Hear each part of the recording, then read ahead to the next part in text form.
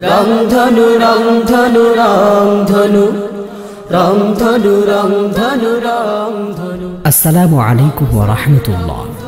প্রিয় শ্রোতা, মানুষ সৃষ্টিগতভাবেই বিনোদন প্রেমী। ইচ্ছা অনিচ্ছায় কেউ বা মনের অজান্তেই গেয়ে ওঠে জীবনের গান, সতেজ করে অন্তর সত্তাকে। তখনই এক অমীয় ভালো লাগায় ভরে ওঠে ঝিমিয়ে পড়া হৃদয় রাজ্য। কানায় কানায় আন্দোলিত হয় প্রতিটি প্রহর।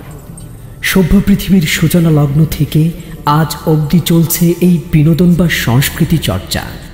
তবে দুঃখজনক হলেও সত্য যে এই সুস্থ চর্চা আজ পরিণত হতে চলেছে অসুস্থ চর্চায়। নৈতিক অবক্ষয় আর ধর্মীয় মূল্যবোধহীন এই ধারা কখনোই কাম্য নয়। তাই আপামর জনতার কাছে শুদ্ধ সংস্কৃতি পৌঁছে দেওয়ার মাধ্যমে ইসলামী সংস্কৃতি প্রতিষ্ঠার লক্ষ্যে নিরলস কাজ করে যাচ্ছে দেশের স্বনামধন্য সংগঠন রংধনু সাংস্কৃতিক ফোরাম।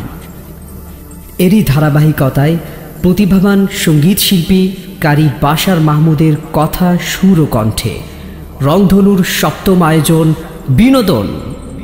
বন্ধুরা, শুনুন তাহলে দেশের স্বনামধন্য সংগঠন রংধনু সাংস্কৃতিক ফোরামের সঙ্গীত পরিচালক, উদীয়মান গীতিকার ও সুরকার কারি বাশার মাহমুদের প্রথম একক অ্যালবাম বিনোদন বিনোদন বিনোদন।